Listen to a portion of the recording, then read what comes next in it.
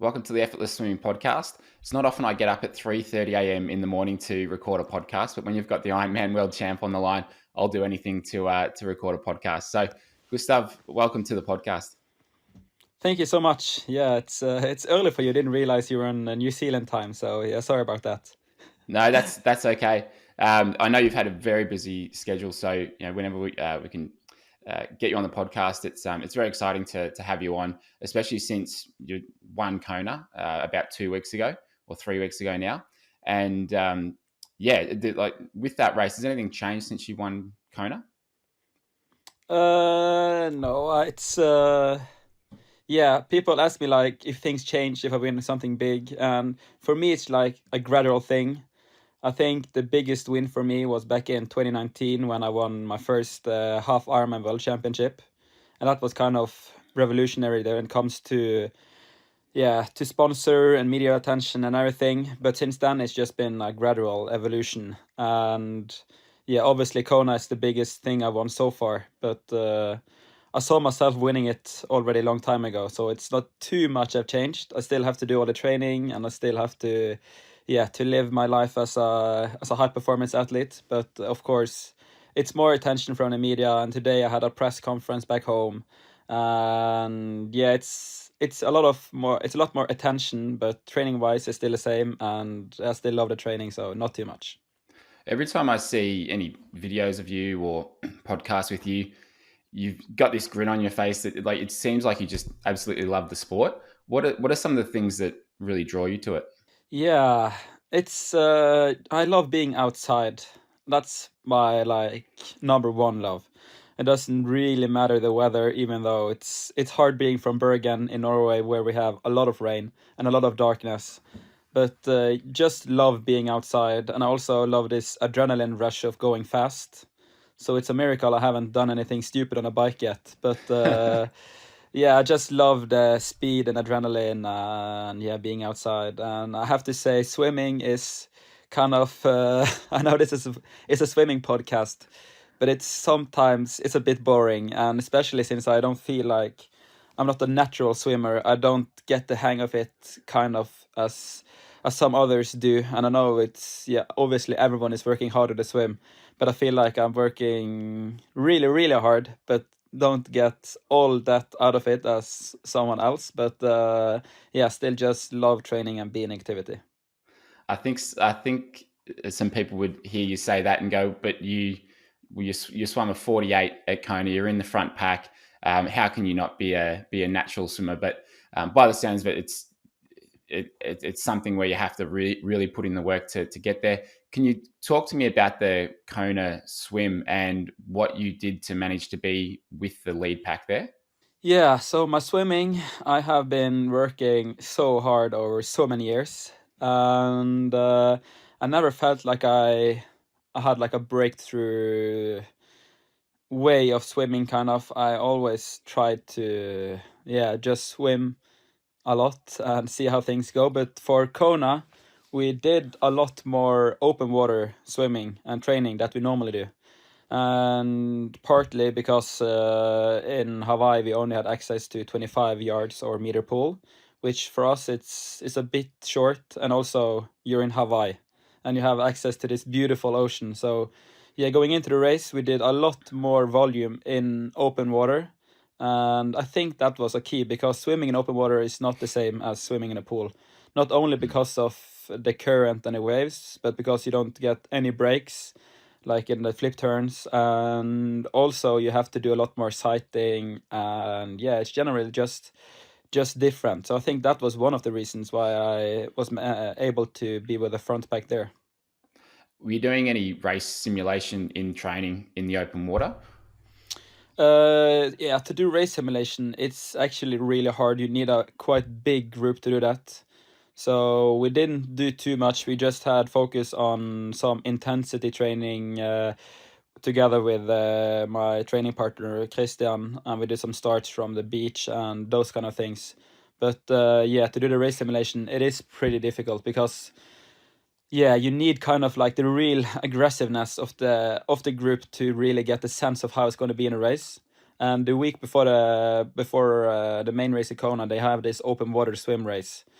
We didn't prioritize to do it this year, but a lot of athletes actually do the open water swim to get a sense of how things will be on race day. And I think that's it's a pretty smart way to do it, because open water swimming, and especially in a race, it is pretty challenging.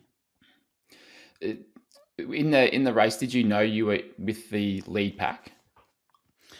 Yeah, so the dynamic of the race was a bit special. So I wasn't actually with the front pack the whole way. It was about after 1,000 meters, I think. It was almost splitting up. And yeah, I think the front maybe settled down just a little bit, so I was able to catch up again. But I had an idea after the halfway point where I could see the leaders, that I knew that I was in the front pack.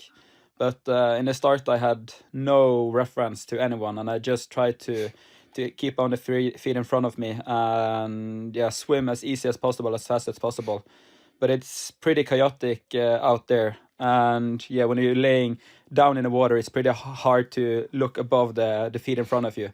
So I didn't have an overview of exactly where I was, but when I came closer to the finish and I saw all the big names around me, and I realized I was in the front pack, then I relaxed so much that I was wondering if people were like breaking in the front, because I was swimming so relaxed. So that was a nice feeling, and not something I'm used to in a triathlon. So normally I'm so far behind that I'm stressing the whole way to the end of the swim, but this kind of time I actually could relax a bit. So that was nice. Do you think that helped you later on in the event, as as you relax, you tend to perform better? Do you feel like that was the case, knowing that you made the front swim pack? Yeah, definitely. So if I didn't make the front swim pack, I would have to push more in the start, and also it's hard to know how hard you should push. So it's not only that you are behind and have to catch up. It's like you have to do a lot of calculations in your head if you should go way above threshold now for 10 minutes to catch the leaders, or if we go slightly easier but then catch them after 30 minutes. Now I knew I was with the front, so then I didn't have to do all these calculations in my head. I can just relax and follow the group. So yeah, it definitely had a huge impact on a race that I was able to be in the front pack. Mm. I heard some of the Rich Roll podcast, and I think maybe before the race you spoke to Mark Allen, maybe asking, what's your advice, and he said something about like respect the island, or respect the spirit of the island, or something, and in your mind you're just like, nah, like it's not about that, it's about like getting out there and racing. I thought that was quite interesting. Your approach is just like, no, this is like, it comes down to the training I've done and everything, and that outside thing, or the woo woo, just that doesn't apply to me. Can you tell me a little bit more about that? I thought that was quite interesting. Yeah, so I'm not. I don't have any superstitious beliefs or anything. But I do believe you can change your performance with the mentality, of course. But it's not something that comes from the outside. But if you actually believe it comes from the outside, then you have to kind of believe that, if that makes sense. So if in your Yeah. head you are superstitious and you need to have the help of the highland, it doesn't help to say to you, no, you don't need it, because then it just hurts your performance, because it's something that just grinds in your head. But for me, I have nothing like that. So it's pure scientific, and the mentality part comes from confidence in training, and confidence in my plans on race day, and just confidence that my equipment is the right, and that I can do the right things on race day. So yeah, the island beliefs is not for me, but I know I hurt a lot of feelings when I say that. But yeah, I can't change who I am just to save someone's feelings. Yeah, that's right. And then in terms of I guess the scientific side of swimming, so like biking, running are more, well, they're, I guess, a little bit simpler in terms of the scientific side of things. With swimming, you've got technique, which is a large aspect of it. What's been your focus with technique over the last couple of years? Are there things that you have worked on changing or improving? Are there things that you think about when you're in the water? Yeah, so as you mentioned, swimming is so hard to instrument. We have tried different things to measure on swimming, and yeah, it's really hard to find something that you can use that also don't take a lot of time and changes the way you swim. So we tried some paddles that was measuring the power and yeah the way you swam and some different things, but it's usually extremely hard to find out accurate data for swimming. But now we have at least started using the form goggles, which is a good start, but it's not the end goal of how I want to instrument swimming. But for my part, it's yeah, I do of course think a lot when I swim, but it's for me it's hard to see how I swim from the outside. So if I see a video of me swimming, it's like, do I really swim like that? And it's hard when a coach tell me to do something on land to implement it in the water. So that's been my main focus for the technique over the last few years. But now I am more leaning towards just trying to, yeah, don't follow the visual guidelines in swimming. I know a lot of coaches have like this yeah idea of how swimming should look, but if you, for example, see running, the best runners, they don't look the same while running, and we have to see that we all should swim different to reach the end goal. It's not like that is one size fits all in swimming, especially being different yeah body size and the flexibility, and if your strength is yeah VO2 max or threshold or whatever, we need to swim differently to achieve the same end goal.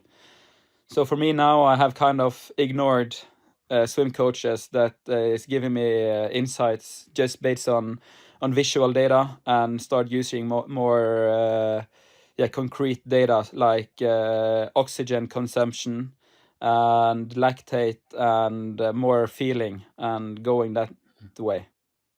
Mm. That's funny because we run clinics in Australia. We do a lot of underwater filming and analysis with age group triathletes and other swimmers as well. And one of the comments we get all the time when they first see themselves swimming is, "I can't believe that's how I look. That's not Yeah, how I thought I swam." And initially it's quite painful for them, and like, "Oh, I mean, I don't want to look at it. Like it hurts just to know that I look like that swimming." However, like you mentioned, it's not about how you look; it's about the end result. You know, are you hitting those times? Are you doing it at the right effort level? So it's good to know that the world champion still has those same issues when it comes to how yeah how you look compared to how you think you look.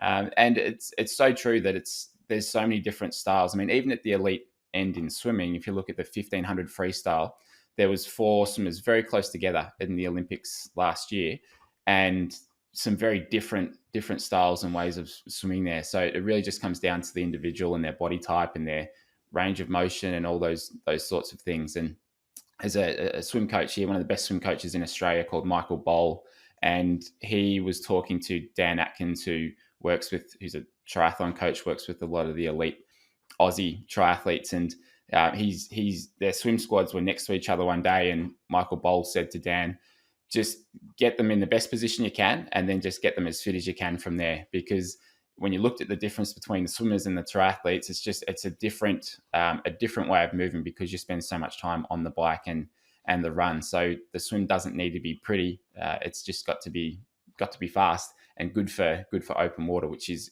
quite a different stroke, like you mentioned. yeah, and also yeah, of course, swimming or videotaping, it it helps definitely, and it helps also giving like a visual input for athletes. But it's only you can only take it that far. If you're doing some obvious mistakes, then yeah, you have to do the filming and do those things. But spending hours upon hours to change your technique based on a visual reference, that's not how I think it should be done. But for age groupers, it's definitely the way to go to do some videotaping just to get a sense of how you're actually swimming. So I do support you there at the swim clinic. Mm. And when you are swimming well, how does it feel for you compared to when you're not swimming well? For me, it's it's a lot of about how I can breathe. If my breathing is relaxed, and usually it's when I'm in good shape, then I can just hammer it and have a slightly higher frequency, and then just if you swim more rapid with the stroke, you can also breathe more often, and that's when I usually swim the best. So if I think I swim good with a good technique and have like long strokes, then I actually not swimming that good because my breathing is too slow, and then I after 5-6 minutes I tend to lose power and get too much acid in my bloodstream. So with a higher frequency of breathing, then I'm usually swimming my best. And how often are you doing lactate testing in the pool? It's like a period dependent. So towards Kona, we didn't do too much because then it's more focus on race pace and not the metabolic training effect. But in a usual altitude camp, we can do maybe 5 sessions a week, and then we do like 4 tests per swim. So then it means about 20 tests only on the swims a week. So it can Wow, be that's a quite lot a more than I lot. was expecting. Yeah, it can be quite a lot, and it can be periods where we don't do anything at all. So it depends on what the focus is. So we only do lactate testing when it's a metabolic training effect we are after. Mm. And do you feel like you get fitness from swim training that helps you with the ride and run, or do you feel like it's separate? Uh, yeah, kind of. You do, but it's a different kind of fitness. And right now we are focusing more on the total calorie load. So of course, you do get fit in the sense of you burn a lot of calories and it's good for your metabolic effect. But I don't think you necessarily get a faster runner by swimming, but you do get more fit. Yeah, makes sense. I've got a couple of rapid fire questions for you that our listeners have sent in. So you can have these answers be as short or as long as you like. The first one is, on average, how many kilometers do you swim a week? So now I'm about 6 sessions a week, and I would say the average swim session is about 4K. So not insane volume, but we tried to have higher volume before. And for me, it didn't work at all. I couldn't handle all the volume on the slower pace, and if I tried to do more on high pace, I couldn't. It wasn't sustainable. So now we have gone back a bit on volume on the swim and do a bit more intensity. So yeah, about sessions a week with 4K is average. Mm. For Kona, at what point did the race start to hurt for you? It never really hurt that badly, but it was more the mental fight when I passed Sam Laidlow, because up until that point it was more firstly a battle between me and Christian, and then when I dropped him it was a battle to catch up with Sam Laidlow, and from that point I didn't have like a clear person that I wanted to beat. It was just more getting to the finish line, and I had basically everything to lose. So if I didn't win at that point, it would be extremely bad. So when I passed Sam Laidlow and still had like 6-7K to go, that was the worst part. But it didn't hurt in that way. So hurt less than like some of the short course races that Yeah, you've done? yeah. Yeah. But it's a different The, kind the, of effort for sure. mm. And what's the most important advice you've got in your career, and why? Uh, yeah, it's hard to give only one advice, but I have this motto I'm kind of living for, and it's winning is a choice. And it's more behind that than just winning. It's more that you have to take a lot of choices in both training, but mostly the day-to-day life. Like, is this gonna make me a better athlete, or is this gonna make me motivated to continue for another 15 years of this sport? So it's more like evaluating every aspect of your day-to-day life and see if that makes you a better athlete or not. And if it doesn't make you a better athlete, why do you do it? Is it for your own pleasure, or is it, yeah? what's the reason you're doing it. So try to have an active relationship with the choices you take at every step of your day-to-day life, and then usually you will find you're doing something without reason, and take that out of your life and maybe do some more training or eating or yeah, whatever.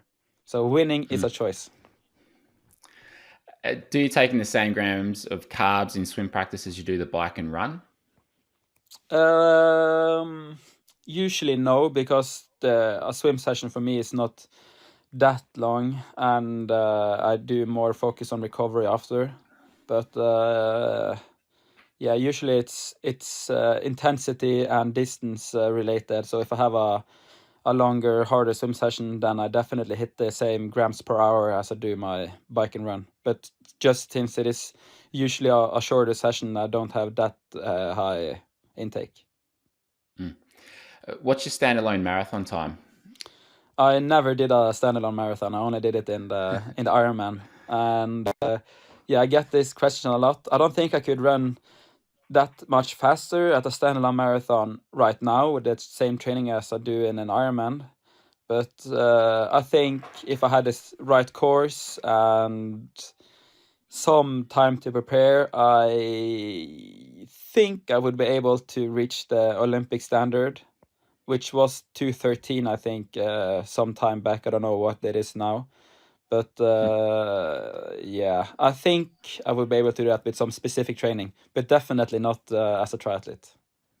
Do you see that? Do you see that happening anytime soon? You're not going to. No. So I'm too much in love with the biking and just the challenge of triathlon to ever go running. If I did one sport outside of triathlon, I think it would be cycling, just because the lifestyle is really chill. Have one session a day and spend the rest of the day in a cafe or something. So the cyclists have It's it not too bad, is it? nicely. Yeah, that's right. What setting do you use on your form goggles? Like, what are you looking at? What metrics when you swim? It depends on the focus for the period and also the focus of the session. So I have some different screen times, both on the, I think it's called interval settings, and the lap swim setting. But usually it's frequency, or yeah, and then 50-meter times. So then that's like the standard one, and I like to have the heart rate on if I swim with a heart rate. So that's the three main things for now. And I'm so bad at counting. So for the flip turns, I have the last, or the total distance, because I can't count and swim. So I'm so bad at that. You're not alone. There's one guy I swim with who every main set guaranteed to miss a 50 or 100 and miscount. So I feel like I need to give him the goggles, but Yeah, I they're, should. they're good for that. Yeah, If it was just that alone, it's like, yeah. yeah, right, they're worth the money. uh, the next one is, what's the best piece of tech from Santara Tech for a mid-pack age grouper? Oof. That's a hard one. Yeah, it's most of the things is pretty expensive to just buy it to have it on your own, especially if you don't know how to use it. So hopefully we can work in the future to bring it more to the masses. But for now, I think I don't want to like give an advice to buy equipment that costs, I don't know, maybe yeah, from $1,000 and upwards. It's quite an investment, but it's more for now, I think, more for the club to buy in to use, especially the VO2 Master as a club to buy in to use it together with the club. And yeah, but the one thing I would say is it's maybe just invest in your sports nutrition, and do the Morton product. I know it's not like the technology in the same sense of like a tech piece, but sports nutrition is so insanely important that it's worth to buy the Morton to have a good Ironman time. Makes sense. I've already asked what your favorite, well, why you like triathlon. So the next one is, what's your least favorite thing? With triathlon, with triathlon? I think the struggle on the swim for me. If I go like a longer period and some races where I feel like I'm really shit at swimming. I'm trying so hard, but the times are just going backwards, and I don't get the sense of why it's going so slow. If you know why, then at least you can do something about it. But if you feel like you're really doing your best and it's still, not going anywhere, that's my biggest struggle with triathlon.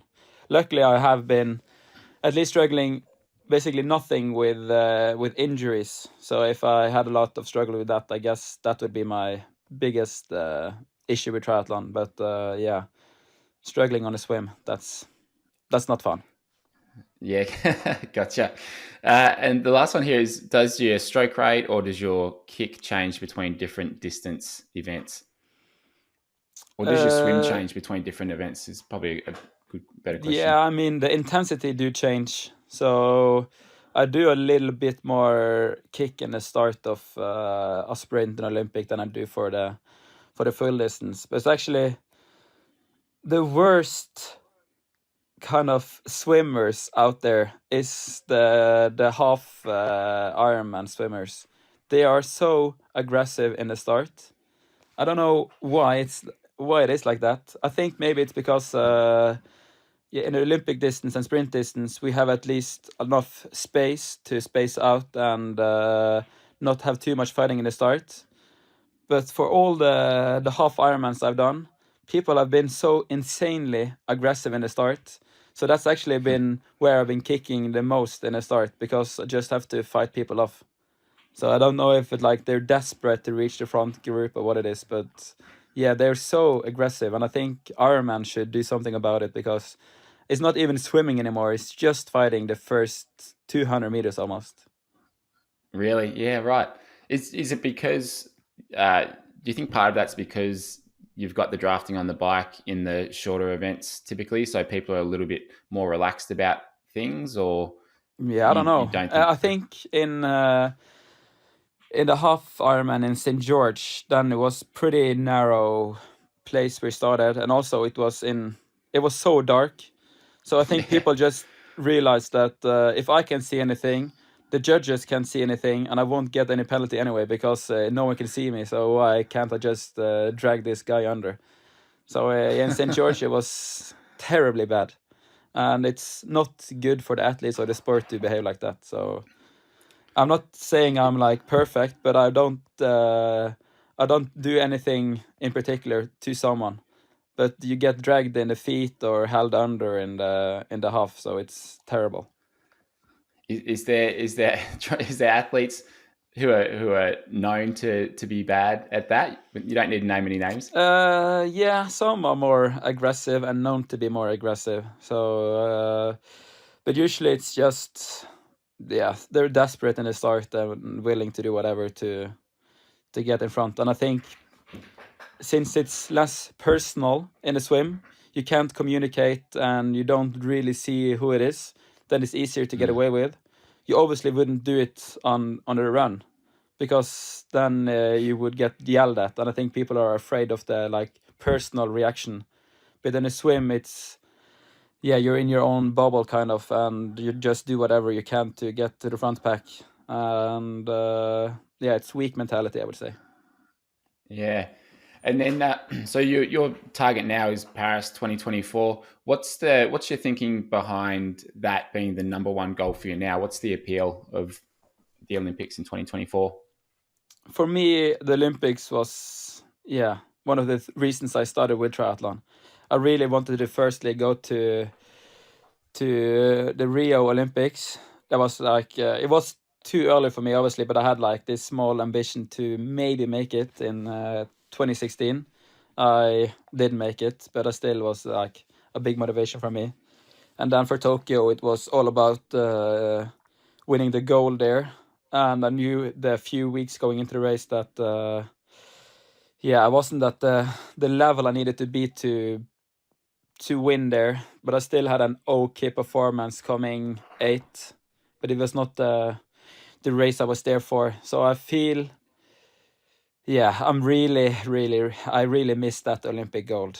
and I wouldn't be happy with my triathlon career without giving everything I can to win there. And yeah, it's just the reason why I started loving triathlon is the Olympic Games. So I can't give up the Olympic dream just to go long distance, just because it's more attention and more sponsor money and everything. For me, it's still maybe 15 years left of this sport, and to just do long distance to please others from now on would be, yeah, not as fun as to really do everything I can to win the Olympic Games. Yeah, I think it's great going with what deep down really drives you and motivates you, and maybe you won't earn as much money for the next 2 years because of sponsorship and that sort of thing, or as much attention. But if it's the thing that pleases you most, that's what I think in the long run really tends to matter. So Yeah, and I that's see really some exciting to see. comments like, "Why would Gustav go back to short distance? He just won Kona." But they really don't understand what sports is about. If it's just about finding the easiest win, then yeah, it will not be fun at all. It's about the challenge and the constant development, and do what you think is fun. So not only about doing what's maybe fitting you the best, but doing what you love the most. Well, Gustav, I appreciate you being on the podcast. I was really excited coming onto the podcast to chat to you, because it's not every day I get to chat to a world champ. So I wish you all the best for the future, and thanks for being a guest on the podcast. Thank you.